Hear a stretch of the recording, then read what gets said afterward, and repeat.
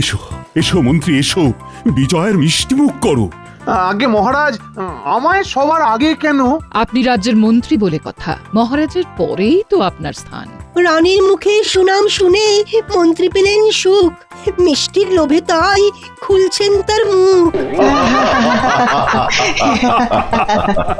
আরে আমি তো ভুলেই গিয়েছিলাম, আমার তো মন্ত্রী মশাইয়ের সাথে কোলাকুলি করাই হয়নি। আসুন মন্ত্রী মশাই, এই বিজয়ের দিনে একটু কোলাকুলি হয়ে যাক। ওরে বাবা রে, কি জোরে ফেলে দিল আমাকে! ওরে বাবা রে, বাবা রে! সে কি মন্ত্রী মশাই, উল্টে গেলে হবে? ধুলো ঝেড়ে উঠে পড়ুন। থাক থাক থাক, আর হাত বাড়াতে হবে না। জুতো মেরে গরু দান হচ্ছে। ওরে বাবা! আচ্ছা, আর রাগ করবেন না, আসুন কোলাকুলিটা সেরেই নি। থাক থাক, অনেক হলো। মুখেই বলি, প্রত্যেককে শুভ বিজয়া। শুভ বিজয়া, শুভ বিজয়া, শুভ বিজয়া।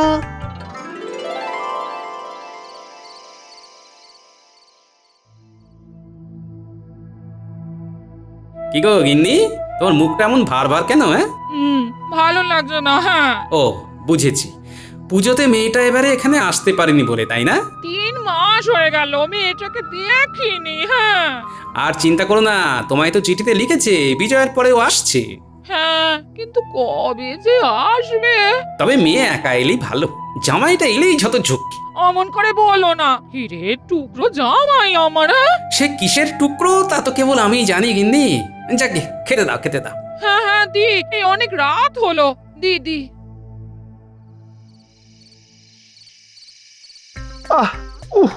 ওরে বাবা, পড়ে গিয়ে কোমরটা একেবারে যেন ভাজা ভাজা হয়ে গেছে।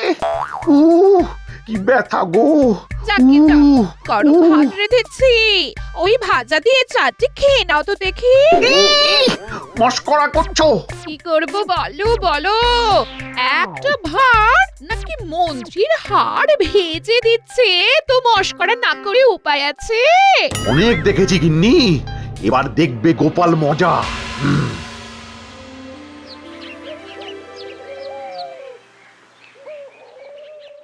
আমাদের ভোজন পর্ব তাহলে কবে শুরু হচ্ছে? আরে আরে হবে হবে, খাওয়া দাওয়া আনন্দ সবই হবে, তবে তার আগে যে আসন্ন লক্ষ্মী পুজো আছে সে কথা সকলে ভুলে গেলে নাকি? না না, সে কি করে ভুলবো মহারাজ। রাজবাড়ির গোবিন্দভোগ চাল, সোনামুগ ডালের গরম ধোঁয়া ওঠা খিচুড়ি, সাথে ওই 5 মেশালি সবজির লাবড়া, এতেই জিভে জল, সাথে পাঁপড় আর তেঁতুলের অম্বল। দেখো, বাড়িতে তো যেমন প্রতি বছর লক্ষ্মী পুজো হয়, এবারেও ঠিক তেমন ভাবেই হবে, কিন্তু এবারে আমি অন্য কিছু চাই। কি চান মহারাজ?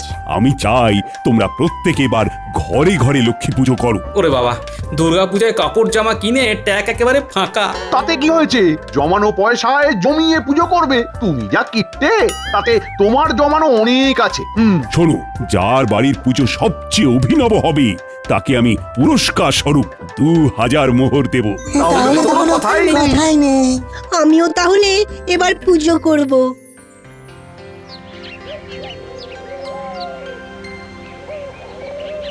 তাহলে তুমি ঠিকই করে নিয়েছো যে এই সামান্য ব্যাপারটার জন্য আমার উপরে রাগ করে থাকবে, আর কথাও বলবে না, তাই তো? ঠিক, এটা একটা খুবই সামান্য ব্যাপার, তাও তুমি এমন কিপটে যে আমার ইচ্ছেটার মূল্যই দিতে চাইছো না। গিন্নি, আমি শুধু এটাই বলতে চাইছি যে পুজোতে তো অনেক খরচ হয়েছে, তাই লক্ষ্মী পুজোটা এবারে না করে সামনের বার থেকে করো। মাকে আমি স্বপ্নে দেখেছি, তাও তুমি অমন কথা বলছো? একটু নমনম করেও কি তুমি পুজোটা করতে পারবে না? গিন্নি, পুজো করতে হলে নমনামো কেন, ভালো করেই করবে। তবে এবারে যেহেতু ভেবেছি ঘরটাকে আর একটু বাড়াবো, তাই বলছিলাম সামনের বার থেকে পুজো করার কথা, কারণ সামনের বার এই বিপুল পরিমাণ খরচাটা হবে না। বুঝেছি বুঝেছি, তুমি হলে হাড় কিপটে একটা লোক, তোমাকে বলার থেকে কিছু না বলাই ভালো। হ্যাঁ, কি হলো এবার? ওদিকে মহারাজ, এদিকে গিন্নি, সবাই একসাথে লক্ষ্মী দেবীকে নিয়ে পড়লো কেন রে বাবা? উফ!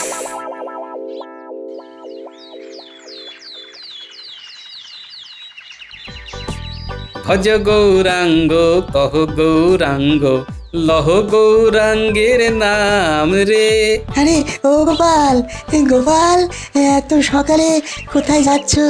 আরে তোমরা তা আবার সকলে দল বেঁধে, কি ব্যাপার? হ্যাঁ, আমরা সবাই একসাথে লক্ষ্মী প্রতিমা বানানোর ফরমাশ করতে যাচ্ছি। তো বিশাল ব্যাপার, তোমরা সকলে মায়ের পুজো করছো। মহারাজ খুব খুশি হবেন। সব থেকে ভালো লাগলো বিজ্ঞানী তুমিও পুজো করছো দেখে। ভাবলাম মাকে পুজো করলে যদি মঙ্গল হয় তাহলে সামান্য ফল প্রসাদ দিয়ে পুজোটা করেই ফেলি। তা ভাইয়া তুমি কি পুজো করছো না? না ভাইয়া, আসলে বাড়িটা বাড়াবো তো, তাই আর পুজোর খরচাটাতে গেলাম না, বুঝলে। গোপাল বলি কি পুজোটা করেই ফেলো। একবার যদি তুমি পুজো করে 2000 মোহর পুরস্কার পেয়ে যাও তাহলে তো অনায়াসেই বাড়ির কাজ করিয়ে নিতে পারবে। হ্যাঁ হ্যাঁ, আর পুজো করাতে অত ব্যয় হবে না। আর দেখছো না, আমরাও সবাই পুজো করার সিদ্ধান্ত নিয়েছি। আমি যে পুজো করছি সেটাই আমার পুজোর অভিনবত্ব। হ্যাঁ। চলো তবে বন্ধু গোপাল, প্রতিমার ব্যাপারটা সেরে আসি সকাল সকাল। না, পুজোটা তাহলে করেই ফেলি। ওদিকে গিন্নিও বলছিল, আর এদিকে এরাও সবাই করছে, আর মোহর জিতলে তো কথাই নেই।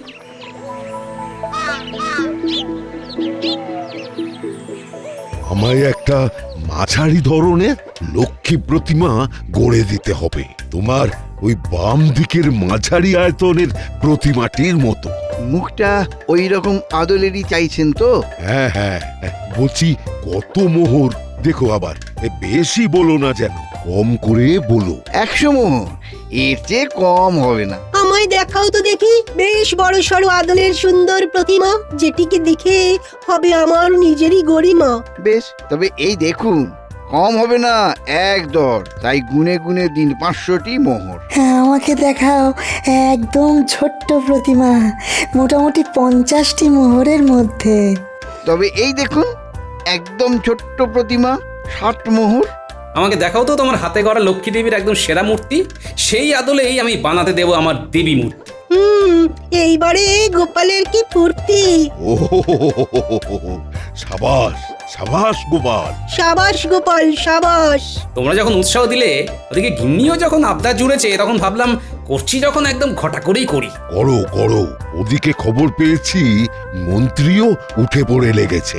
এই দেখুন, এইটাই হলো আমার হাতে করা মায়ের সেরা আদল।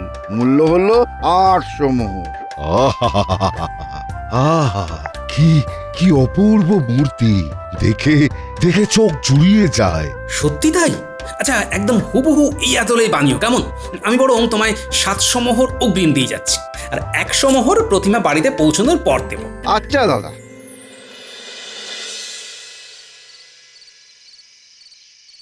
গিন্নি, ও গিন্নি, আরে তুমি আর আমার উপর রাগ করে থাকতেই পারবে না। বাবা, বাবা শ্বশুর, বাবা ওরে বাবা, এসে গেছে ওষুধ। কিছু বললে বাবা? না, আর কিচ্ছু বলিনি। তোকে দেখে যে কি আনন্দটাই না পেলাম। সারাটা পুজো তোকে আমি আর তোর মা না দেখতে পেয়ে কি যে কষ্ট পেয়েছি।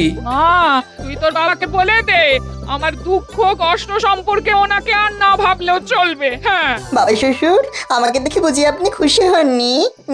বাবা, সেটা আর না হয় নিজের মুখে নাইবা বললাম।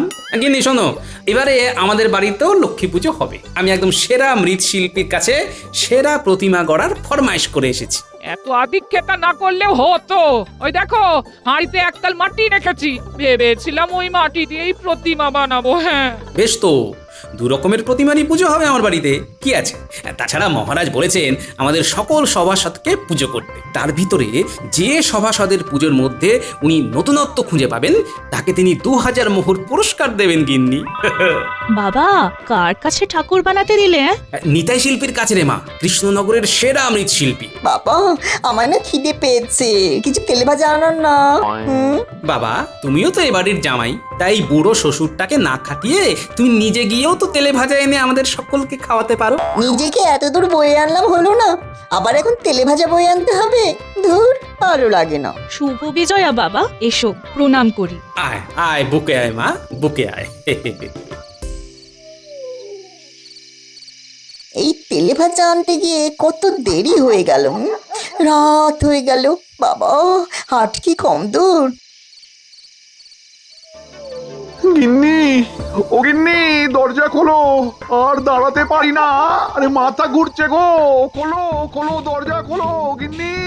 এই ওই লোকটা তো পড়ে যাচ্ছে দেখছি, মা যাই শিগগিরই ধরি। গিন্নি তাড়াতাড়ি এসো, মাথা ঘুরে পড়ে যাচ্ছে গিন্নি।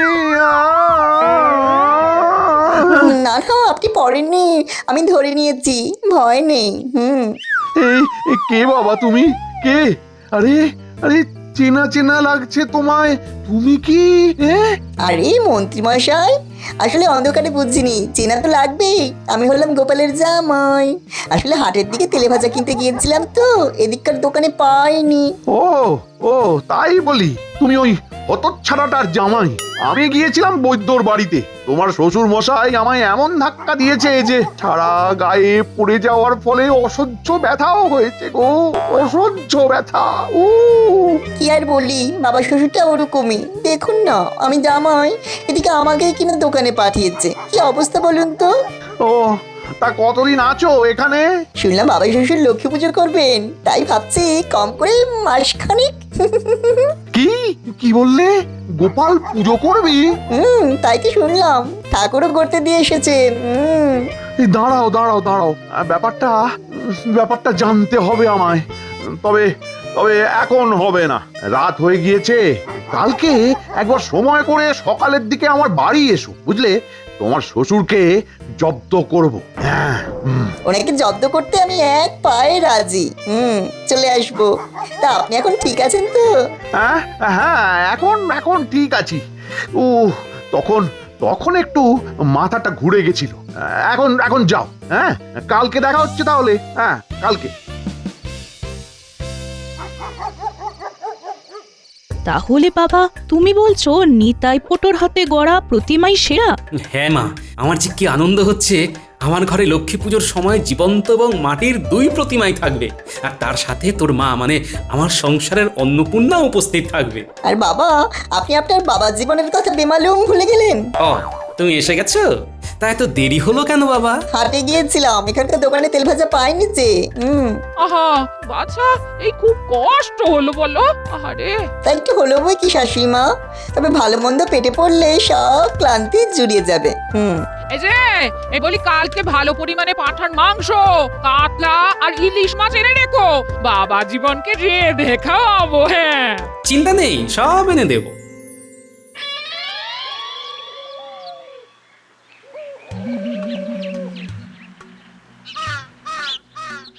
মন্ত্রীমশাই, ও মন্ত্রীমশাই, বাড়ি আছেন?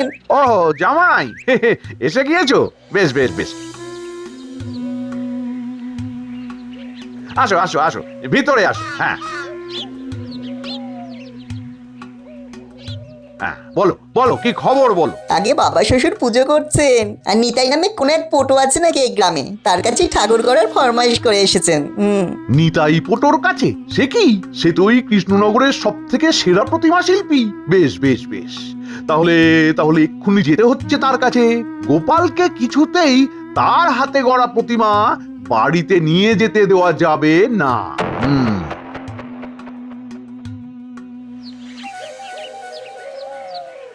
নিতাই, ও নিতাই, দোকানে আছো নাকি? নিতাই। আগে কে? ও মন্ত্রী মশাই, আপনি এখন এখানে যে, কি ব্যাপার? ভনিতা না করে সোজা কথায় আসি। গোপাল কোন লক্ষ্মী প্রতিমা নির্বাচন করেছে, আর সেটির দক্ষিণা কত? আগে গোপাল দাদা এই প্রতিমার আদলে মূর্তি করার আদেশ দিয়ে গেছেন। এইটির দক্ষিণা হলো 800 মোহর। উনি 700 মোহর অগ্রিম দিয়ে গেছেন। বেশ বেশ বেশ, আমি তাহলে আরো 50 মোহর অতিরিক্ত দিচ্ছি, ঠিক আছে? নতুন প্রতিমা গড়া হলে সেইটা যেন গোপালের বাড়ির বদলে আমার বাড়ি পৌঁছায়, কেমন? না না না, এই অন্যায় আমি করতে পারবো না। না, অত কথা আমি শুনতে চাই না নিতাই। তুমি যদি নিজের 12টা না বাজাতে চাও, তাহলে আমার কথা মতো কাজ করো। মনে রেখো, বাঙালির পুজো কিন্তু সারা বছর লেগেই থাকে। বুঝে গেছি বুঝে গেছি। প্রতিমা সম্পূর্ণরূপে তৈরি হলে আপনার বাড়িতেই পৌঁছে যাবে মন্ত্রী মশাই। এই নাও মোহরের থলি। আজ তাহলে আসি। আমিও তাহলে আসি মন্ত্রী মশাই, সন্ধ্যায় দেখা হবে। এখন একটু শ্বশুর বাড়িতে গিয়ে কচি পাঠার ঝোল খাই।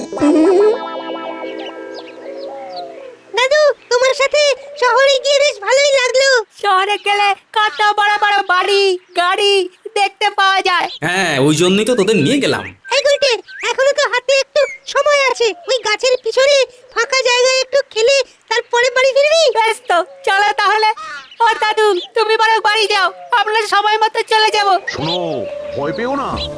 শ্বশুর উল্টে ও দাদু ওই দেখো গাছের তলায় তারা কথা বলছে। আরে আমার জামাই তো ওটা। ও বাবা, এই যে দেখছি মন্ত্রীর সাথে ঘাড় নাড়িয়ে নাড়িয়ে কথা বলছে। ব্যাপারটা সুবিধের নয়, কারণ জামাইটা আমার ভালো নয়, তার উপরে আবার মন্ত্রীর সাথে কথা বলছে দেখছি। তোরা শিগগির গিয়ে আড়ি পেতে শোন কি বলছে ওরা। আমি বাড়ি যাচ্ছি, এখানে আমার না দাঁড়ানি ভালো, বুঝলি? আচ্ছা না, গোপালের জন্য পোটোর হাতে গড়া প্রতিমাটা তো আর আমি এখানে রাখবো না, বাইরে বিক্রি করে দেব। তারপরে যা মোহর পাবো তার থেকে তোমাকেও ভাগ দেব। কিন্তু পটু যদি বলে দেয় বাবা শ্বশুরকে যে আমি আপনার সাথে গিয়ে তাকে হুমকি দিয়ে এসেছি? জামাই, এত সাহস পোটোর নেই। আমি বটা ঘটাকে দিয়ে পোটোর ঝাঁপ ফেলিয়ে দেব। লক্ষ্মী পুজো না কাটা পর্যন্ত কেউ ওর টিকিটাও খুঁজে পাবে না। তুমি কিচ্ছু চিন্তা করো না জামাই, নিশ্চিন্তে থাকো, কেমন? বাবা শ্বশুরের পছন্দ করার প্রতিমা তাহলে পুজোর আগেই গায়েব হয়ে যাচ্ছে। একদম। কি বদমাই জামাই রে বাবা। দাদু দিদা এই তো, আয় আয় আয়, কি শুনলি বল। দাদু, তুমি যে পটর কাজে লক্ষ্মী প্রতিমা করতে দিয়েছিলে, সেই পটকে হাত করে মন্ত্রী মশাই ওই প্রতিমা নিজে কিনে নিয়েছে। আরে এই কাজে মন্ত্রী মশাইকে সঙ্গ দিয়েছে তোমাদের জামাই। পটকে যাতে তুমি কে না পাকড়াও করতে পারো, তাই এই কদিন তাকে কোথাও একটা লুকিয়ে রাখবে মন্ত্রী মশাই। প্রতিমা গড়ার কাজ সম্পন্ন হলে সেই প্রতিমাটাকে ওরা কোথায় যেন বিক্রি করে দেবে। তারপর যা মোহর পাবে তার নিজেদের ভিতরে ভাগ করে নেবে। ছি ছি ছি ছি ছি ছি ছি ছি, এই মন্ত্রী মশাই ঠাকুর দেবতা নিয়েও এমন ছেলে মানুষই করতে পারে? একা মন্ত্রী মশাইকে দোষারোপ করো না, নিজের গুণধর জামাইয়ের কুকীর্তিটাও তো শুনলে। ঘর শত্রু বিভীষণ দেখছি। যাক, তা তোমার চোখ খুলেছে দেখছি। আমার 700খানা মোহর পুরো জলে গেল। ভাগ্যিস গিন্নি তুই বাড়িতেও একটা প্রতিমা বানিয়েছো। সেইটা দিয়েই না হয় পুজো হয়ে যাবে, কিন্তু নতুনত্ব কিছু এখন কি করে করবে? আসল প্রতিমাটাই তো গায়েব হয়ে যাবে। দেখছি কি করি, তবে জামাই ফিরু কাজ। ওর একদিন কি আমার একদিন। হ্যাঁ, আমায় কি আজ তবে সত্যি সত্যি কিছু খেতে দেবেন না বউ? বললাম তো না। তোমার লজ্জা করলো না মন্ত্রী মশাইয়ের সাথে হাত মিলিয়ে প্রতিমা সরানোর কাজে সামিল হতে? কি করব বলো, অনেকগুলো মোহর দেবে বললো। এ তাই বলে লক্ষ্মী প্রতিমা সরানোর কাজে সামিল হলে? কে না বড়লোক হতে চায় বলুন? আপনারা যখন আপনার মেয়ের সাথে আমার বিয়ে দিয়েছিলেন তখন তো বলেছিলেন যে আপনাদের ঘরের লক্ষ্মীকে নিয়ে যাচ্ছি, আমার প্রচুর ধন সম্পত্তি হবে। কিন্তু কোথায় কি হলো? যে তিমিরে ছিলাম সেই তিমিরেই তো আছি এখনো। না হলো ধন সম্পত্তি, না হলো দেদার বস্ত্র। বেশ, এই কথা তুমি যখন বলতে পারলে তখন আমার মেয়ে আর তোমার সাথে ও বাড়ি যাবে না। কি না না, আমি আর এমন করব না, আমাকে ক্ষমা করে দিন। আপনারা আমায় যা বলবেন আমি তাই করব। বেশ, তবে আজ থেকে একদম লক্ষ্মী পুজোর পরের দিন পর্যন্ত ঘরের যাবতীয় কাজ, এমনকি পুজোর জোগাড় যন্ত্র করা সব তুমি করবে। আমরা এই কদিন বিশ্রাম নেব। হ্যাঁ, পায়ের ওপর পা তুলে। হ্যাঁ, সম্পত্তি, বস্ত্র, এগুলোই হবে আমার পুজোর নতুনত্ব।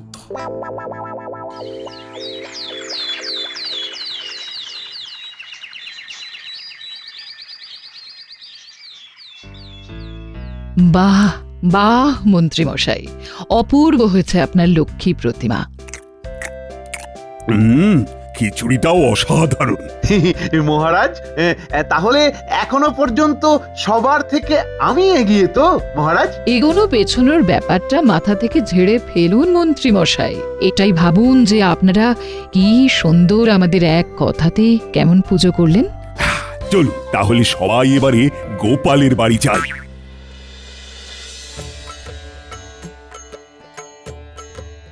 আসুন আসুন মহারাজ, রানীমা আসুন। বাহ, কি সুন্দর ছোট্ট লক্ষ্মী দেবীর মূর্তি তো গোপাল।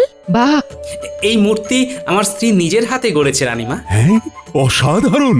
আচ্ছা গোপাল, মূর্তির পাশেই নতুন কোণের কলেবরে লাল কাপড় দিয়ে ঢাকা ওই জিনিসটা কি? আগে রানীমা, ওটাই তো আমার পুজোর বিশেষত্ব। মানে কি কি আছে ওখানে? ওখানে চুবড়ি আছে মহারাজ, একদম উপরে রয়েছে সিঁদুরদানি। আচ্ছা, এরকম করে সাজানোর অর্থ কি গোপাল? মহারাজ, আমাদের পৃথিবী হলো শস্য শ্যামলা, তাই ধান শস্য রূপে মা লক্ষ্মীরই স্বরূপ। চাল যা আমাদের খাদ্য তা মায়ের কৃপাতেই আমরা পাই। মোহর বা ধন তাও মায়ের আশীর্বাদেই লাভ করি, আর বস্ত্রও মায়ের জন্যই জোটে।